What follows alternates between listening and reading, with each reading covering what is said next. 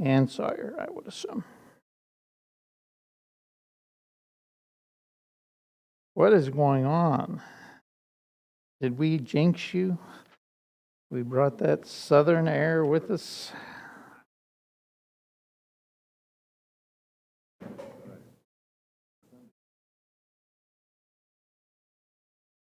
Flying by. The year is almost 7 months through.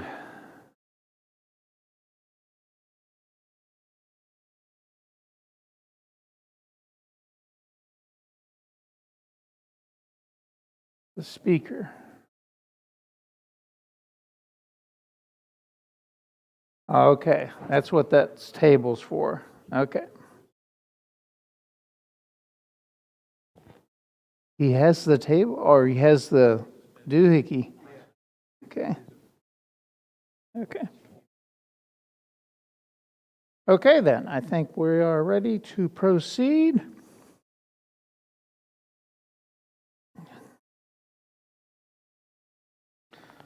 Good to see everybody this morning. Let's talk about announcements and prayers, so forth.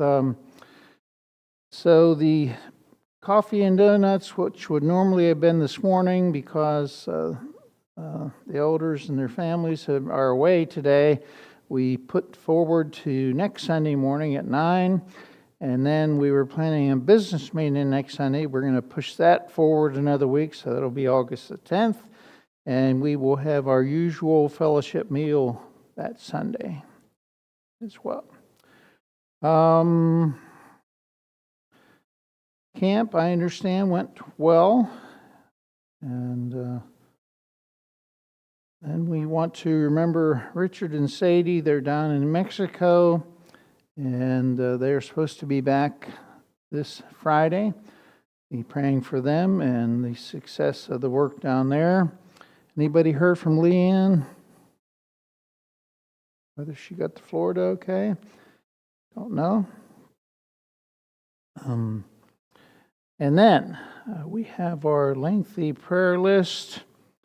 And let's see, want to notice Rosemary Brown, that's Mark's mother-in-law. She was in the hospital, now she's in a care facility. And then my mother-in-law's brother-in-law, did you get that? His name is Ron. And what's the scoop with him? Okay. So,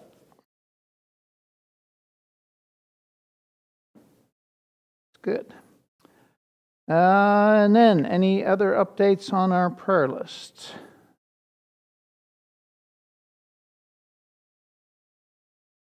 Okay. And now, we are ready. Let's see if the clicker will work. There it goes. We're ready to get into our study today. We have moved along in the book of Ecclesiastes, talking about life, and as the king, he never calls himself Solomon, but it's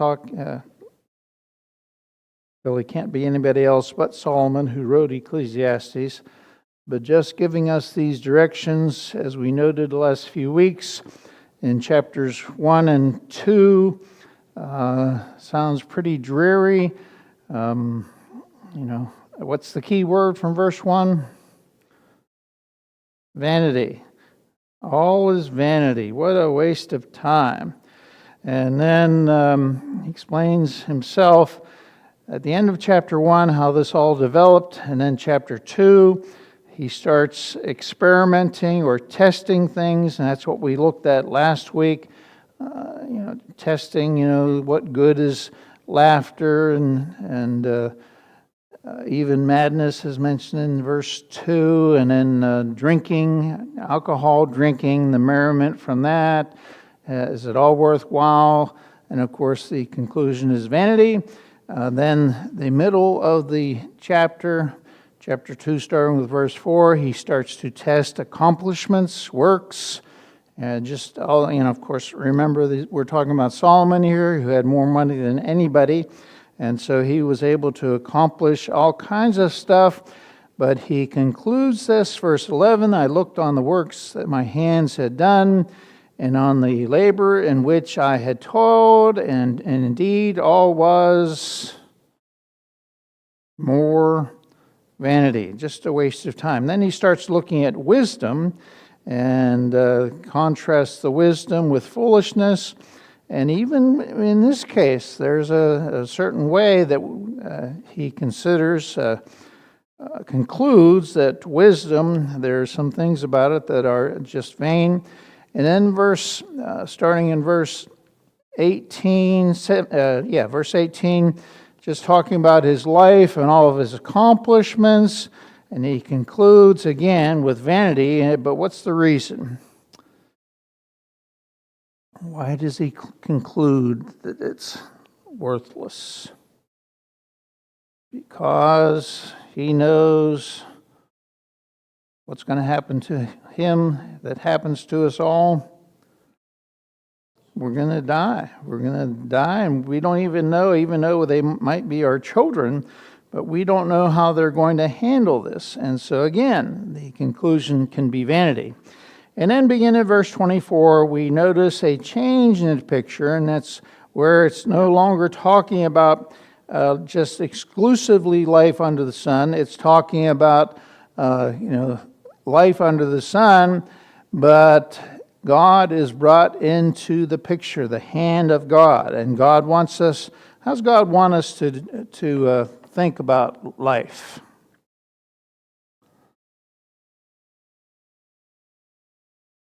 Be miserable, hate it?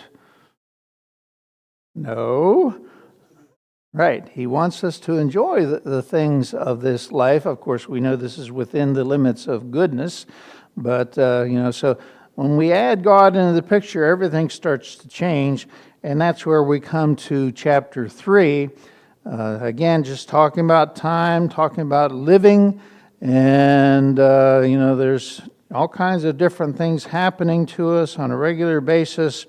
And so we want to we want to grasp what's going on here.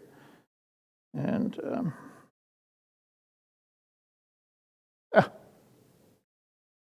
there it is. So he's not talking about just life under the sun, as he'll explain here right after we get through this poem. Okay, so let's read chapter 3, verses 1 through 8. We have somebody who wants to read this famous poem.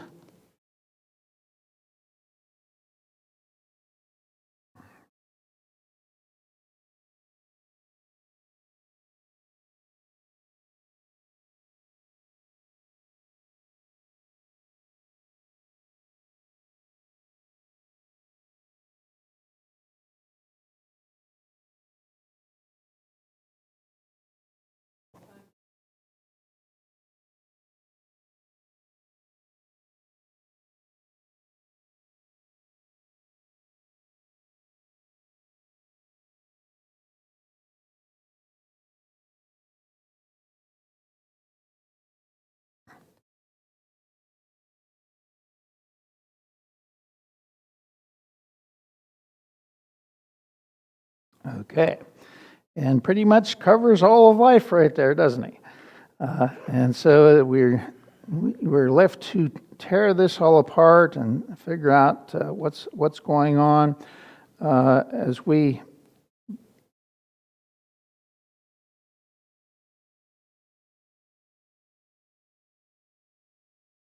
There we go. First of all, question number 1 on your outline, which, by the way, is in the middle of the bulletin. Who provides the times of our life? And the verse is up on the screen. The New King James says, in the day of prosperity be joyful, but in the day of adversity consider, surely God has appointed one as well as the other, so that man can find out nothing that will come after him. So, who is providing these events in our life? All this stuff that's going on. Who is, think of a what do they call those puppets on strings? Marionettes? I got that right? Okay, so who's in control of all of that? God is, okay.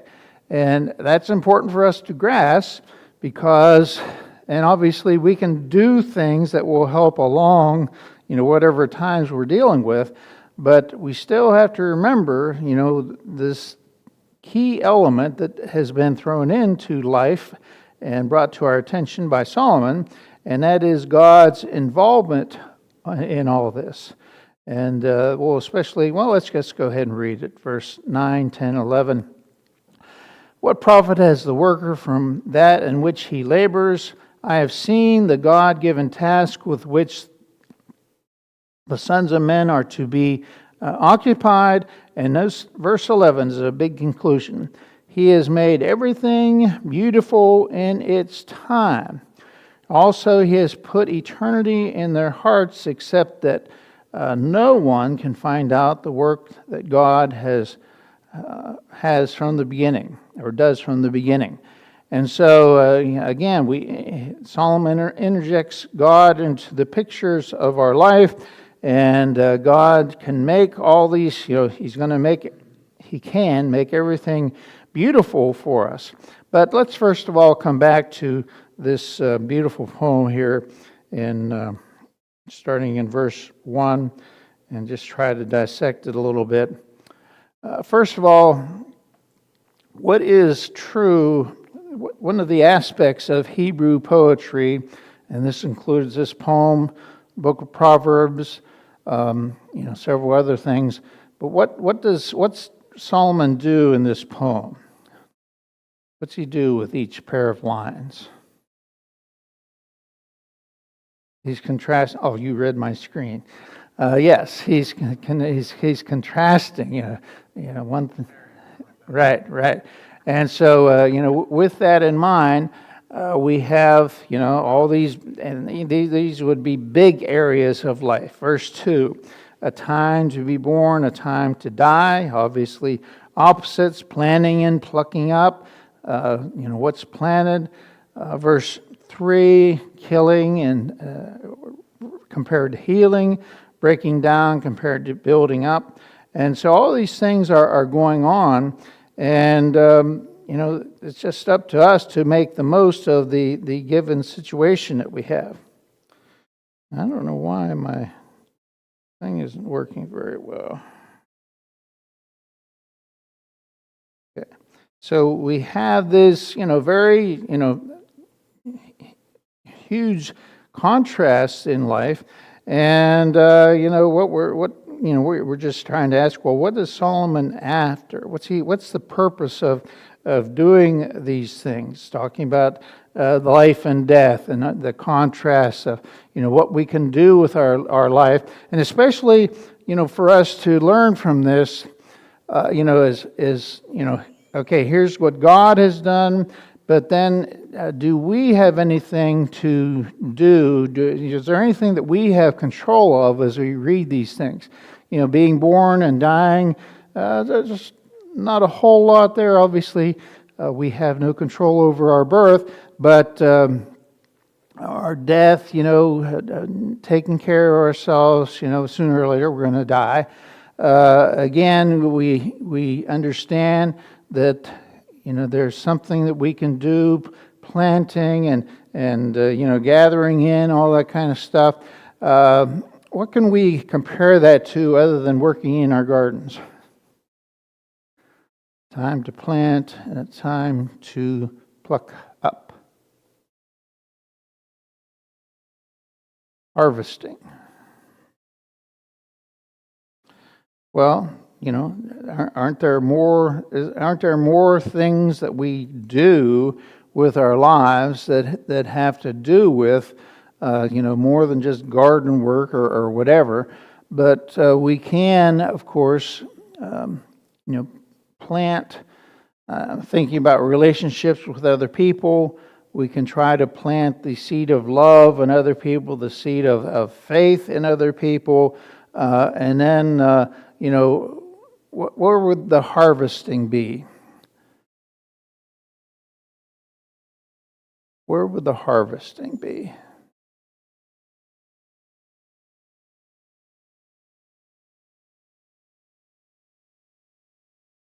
Okay, right.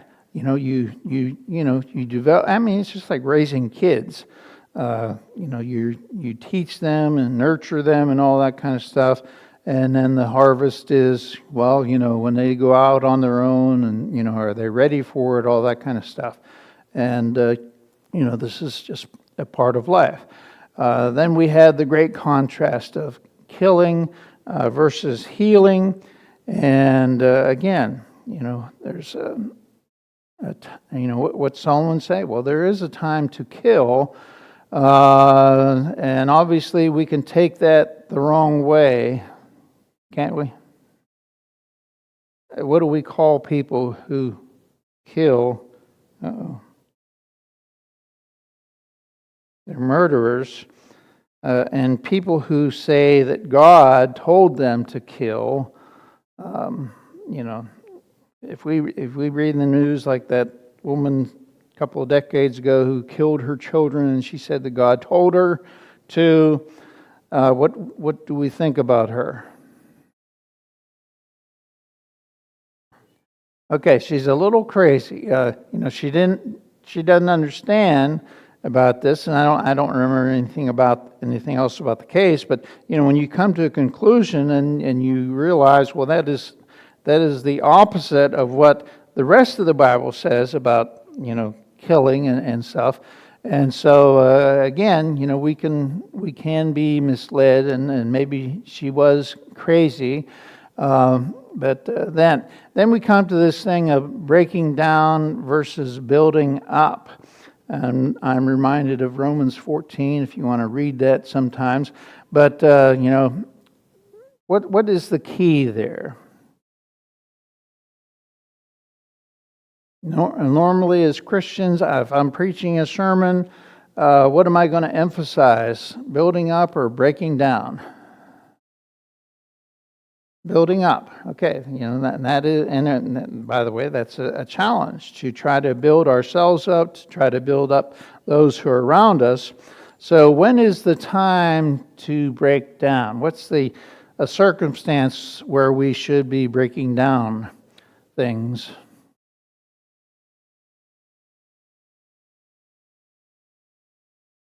Anything.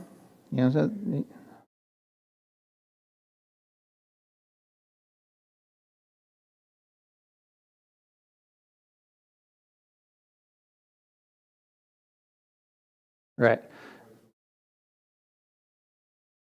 What did the Apostle Paul say about all appearance of evil? What are we supposed to do with it? Right.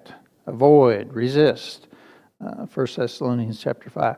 So, there are, especially the three-letter word, which we're going to talk more of here, when sin enters the picture, that's a time where we need to be destroying. Now, does that mean that we kill sinners?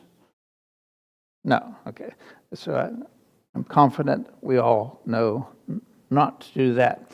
Okay. And then we have this time to weep, a time to laugh.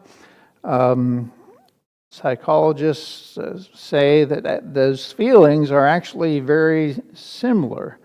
And they're similar in that when we weep, or whether we weep or laugh, it is it's kind of a conclusion, or it's a feeling that is welling up within us, and then we can't help. Have you ever been helpless to stop laughing or whatever? My wife, since she's hiding in the other room.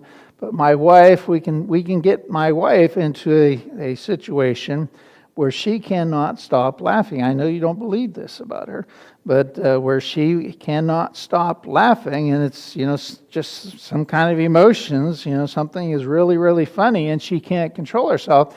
And the same thing is true with weeping. We can't.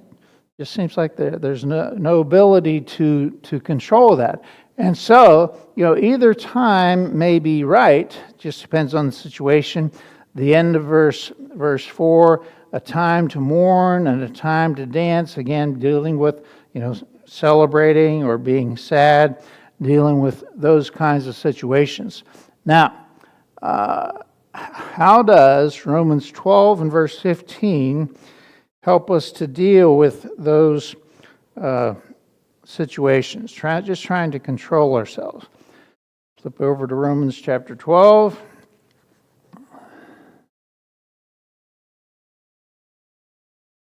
And verse 15.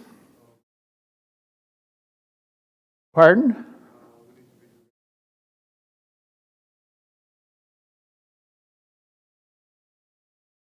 Okay. Right. Fellowship is something that, if we are fellowshipping with good people, that's going to help us to control ourselves. Romans 12 verse 15, we're supposed to rejoice with those who rejoice, weep with those who weep. The first thing, and I've talked about this verse a million times over the years, but the first thing that pops in my mind, let's say somebody, one of our members pulls in the parking lot today with a $70,000, maybe $100,000 car. And I'm sitting there thinking, I will never have the money to buy a car like that. So, how should I feel about their jubilation in having something nice? Right. Rejoice with those who rejoice. Now, I suppose we should temper that. Somebody's really, if they have borrowed $200,000 for a car and they're going bankrupt, maybe we should interject some wisdom in that. But again, for the most part, though, we should be able to rejoice with them. I mean, this is a command of God. And then, of course, to weep with those who weep. With those who weep, I think this is actually easier. If we're Christians, we are naturally sympathetic. Do you agree with that? Are we as Christians naturally sympathetic?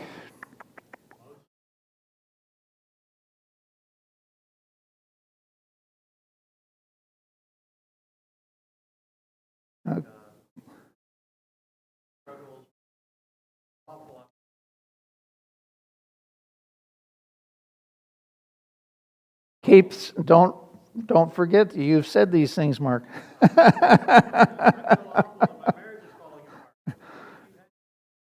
Yeah. Well, make sure, Mark, that I don't introduce you to working at jails.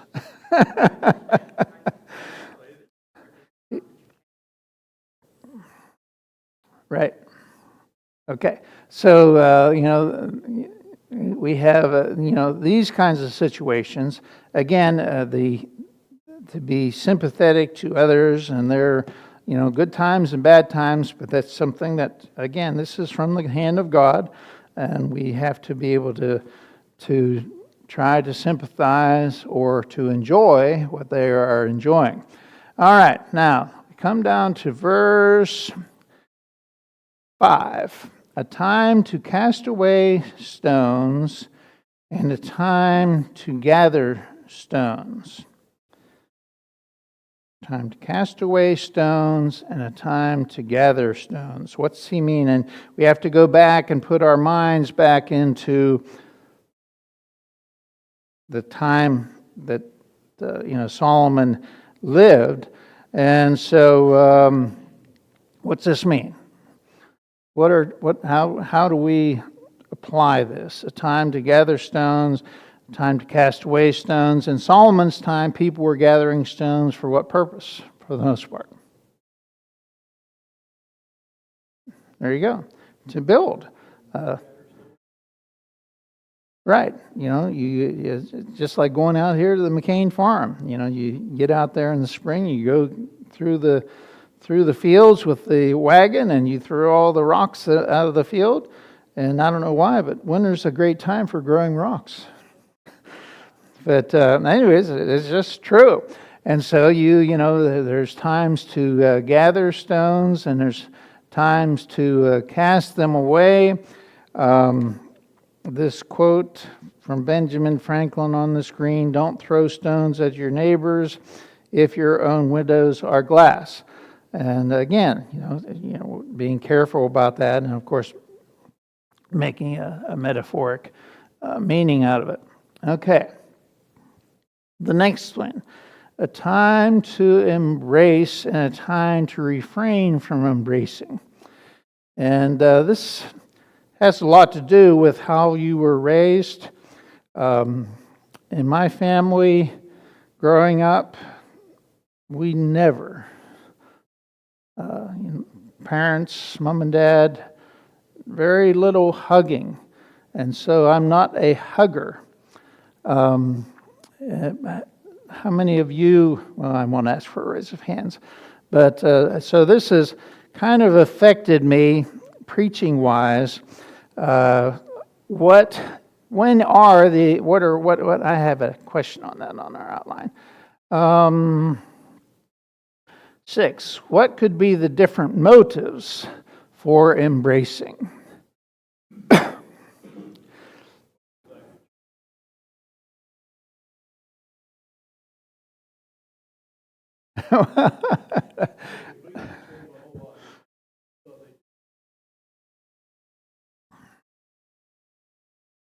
Okay.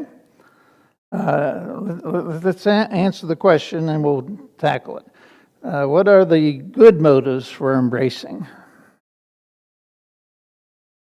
Okay, comfort. Go back to what we were just talking about. Joy.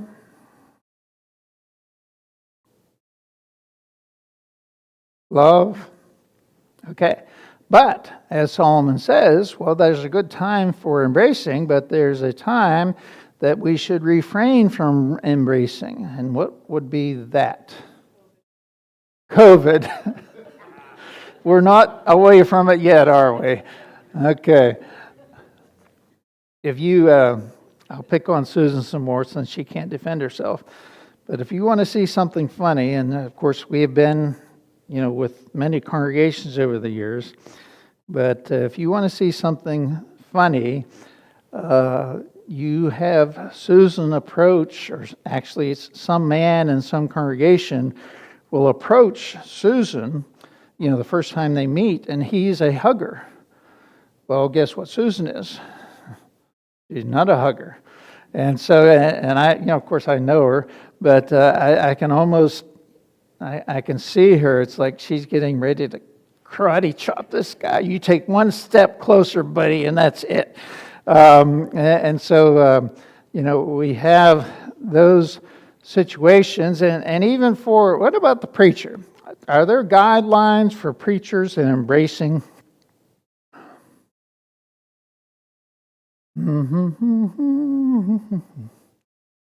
Are there guidelines? What should a preacher use as a reason to hug or not hug somebody? How can he tell what he should do? Okay, and there's the key word. And what is that word? Reciprocate. Reciprocating. Just like, if I'm visiting a congregation, there's a woman there who, I'm walking up to, whether I decide that I'm going to try to hug her or not is really based on her, right? Okay, and as I said, I'm not a hugger, and so any hugging that I do is kind of, what's the word I want? Painful? No, not painful. I like hugging, but it's it's worrisome. That's what I'm thinking of. It's worrisome. And the reason it really bothers me, besides my upbringing, but it is, you've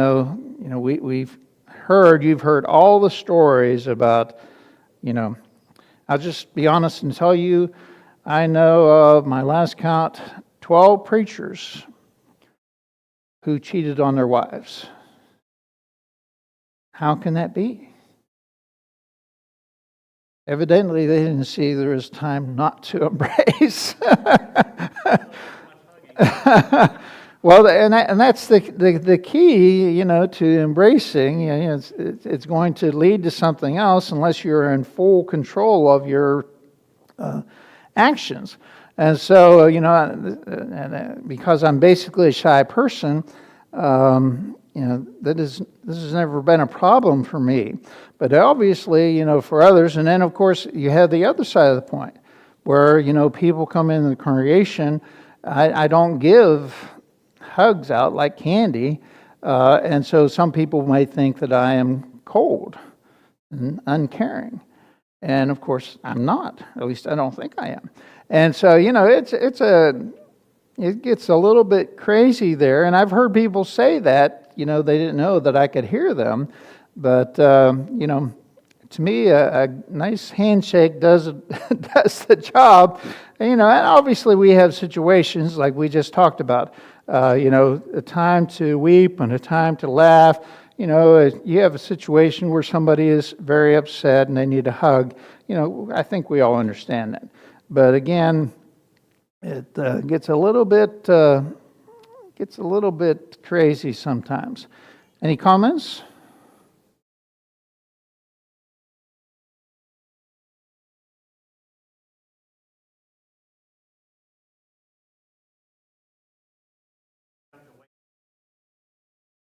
It's like trying to hug them.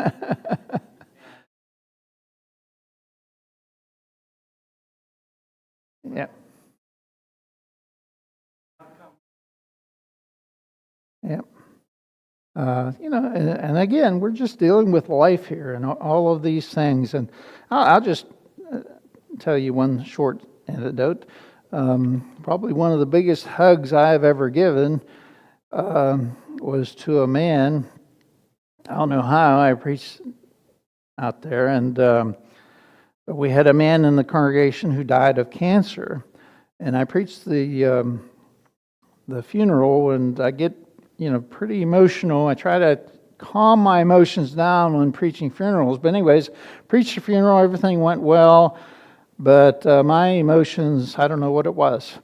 And after services was over, another guy from the congregation, and I gave that guy a big hug, and just an overflow of emotions. So that's the thing about this, about embracing or about not embracing. It's usually it can be a very positive thing. What's the old saying? Oh, you need a hug, and that happens occasionally at least, and when we need to be able to give that. Okay, anything else about embracing?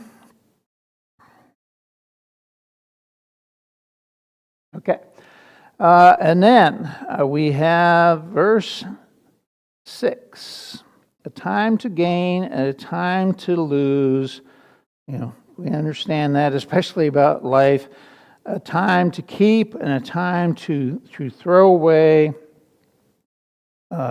These things that we have. Look at question 7 on your outline. In the parables of the lost and found in Luke 15, when should we give up gaining and just conclude something or someone is lost? There's 3 parables in Luke chapter 15. The first one is the parable of the lost sheep. One sheep leaves the 100, and the shepherd goes and finds them. He rejoices. The second parable is the parable of the lost coin. The woman loses a key in her house, loses a coin in her house. She just turns over the whole place and finds it. And then, of course, the most famous parable from Luke 15 is the parable of the prodigal son. the prodigal son leaves. Now, how hard does his father try to get him back? Okay. He wants the son to come back, and how do we know he wants the son? He doesn't follow him. There's no side stories of the father following him and then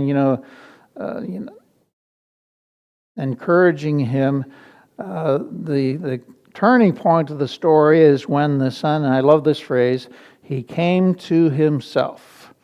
And he realized that, his father's servants they were better off now than he was, feeding hogs. And so that leads to him.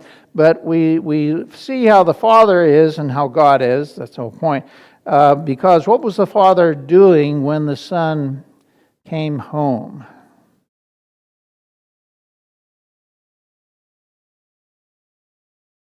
What was the father doing when the son came back? Yes, there we go. He was watching. Let's get the exact wording here.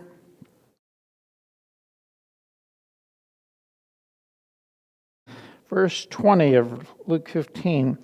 The prodigal son, he arose and came to his father, but when he was still a great way off, his father saw him and had compassion and ran and fell on his neck and kissed him. So when we understand this, and get back to my question, well, how hard should we try to gain back those who have left the fold?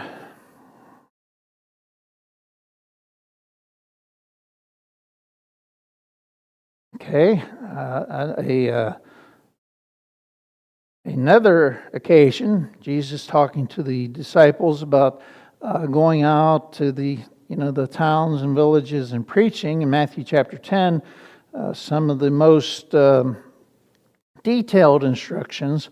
But what were they to do if they were not accepted? And let's get the exact wording here. Again, what were they to do? The disciples are going out and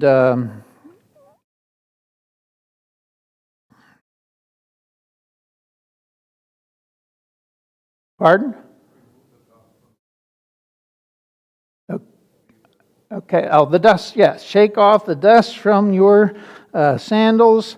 Verse 14 of Matthew 10. Whoever will not receive you nor hear your words when you depart from the house or city, shake off the dust from your feet. So we have these two, and there are contrasts, about we seeking, constantly. Luke 15 is all positive. You go out there, you seek what was lost, and that. But here in Luke or Matthew chapter 10, we've got a preacher. One of the disciples. He's going out, and then he's going to find that not everybody wants to listen. Is that still true? Very. Okay, so he has to determine, and let's just go back to Ecclesiastes. He has to determine, is it a time to gain or is it a time to lose? Do we just, give up? A time to keep and a time to throw away. And so, looking at that, you look at preachers who are, moved to another congregation. This is one of the biggest decisions in their life. Pull up stakes, especially if they have children, and move on, or don't. And so, what's the key to doing that? What's the key to not just talking about preachers, but about these things in life? Whether we should. Okay, that's the starting point, isn't it, Pam? We pray about them. We encourage brethren who are weak, or maybe who've already left the church. But again, and by the way, do we always are we like the prodigal son's father, who is still looking for the son? He's not going out and actively pursuing him, but he is hoping and praying that he will return. Is that a good conclusion? Yeah. Okay.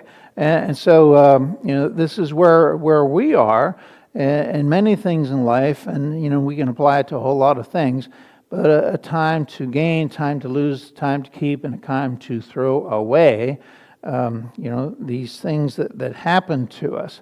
And so we want to, be, judge correctly.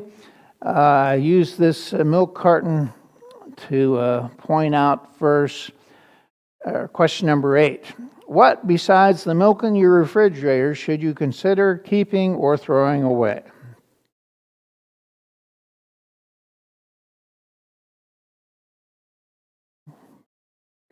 Something that expires, something that will kill you, make you very sad.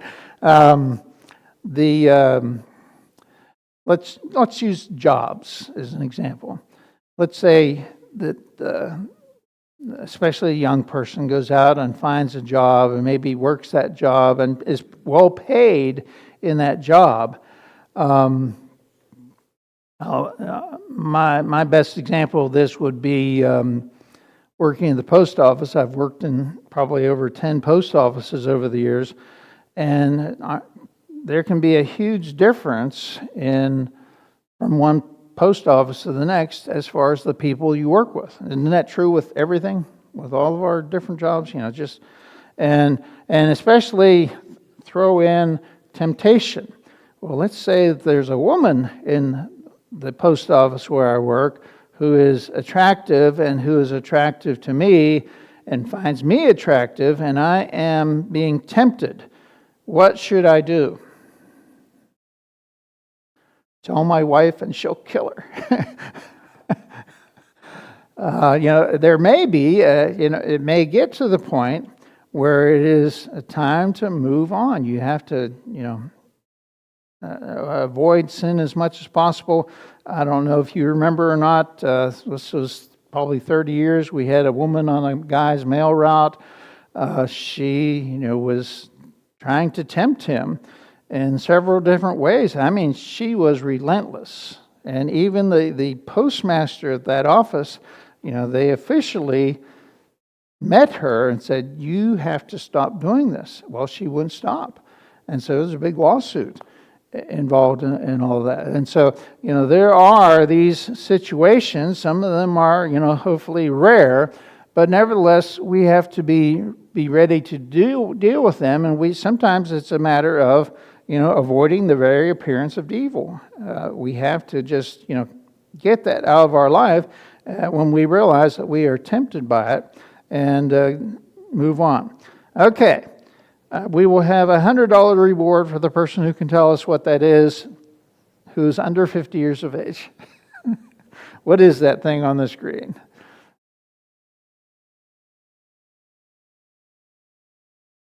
Okay, I don't know if we call those darners or no, there's another word for them.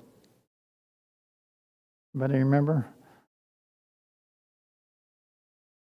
Oh, that's right. I forgot about my rich mother-in-law.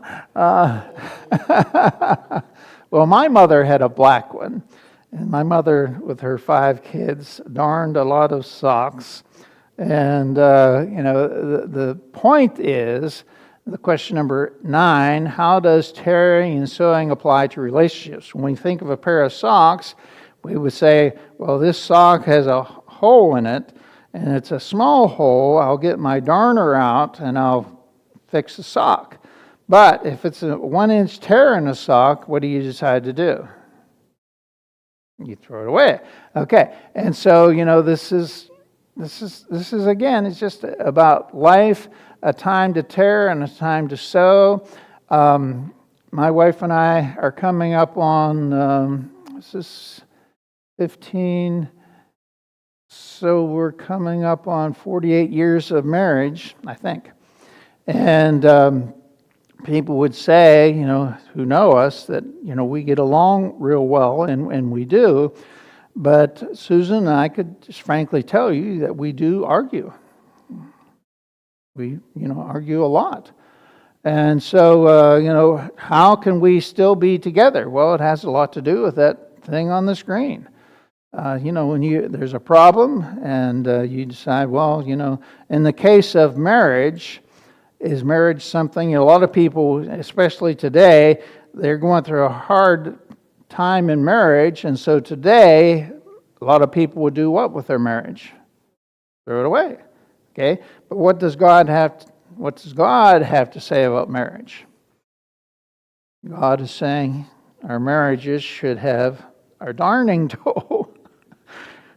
And and that's the key. You have to be willing to work it out, and especially there's a certain amount of trust there, isn't there?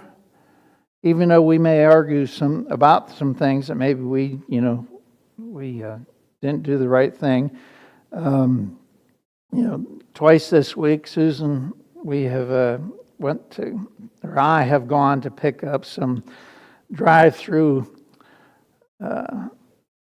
2 times I went to Wendy's this week, and both times I went to Wendy's with the list in my hand, and I still didn't get what Susan wanted. Grounds for the divorce.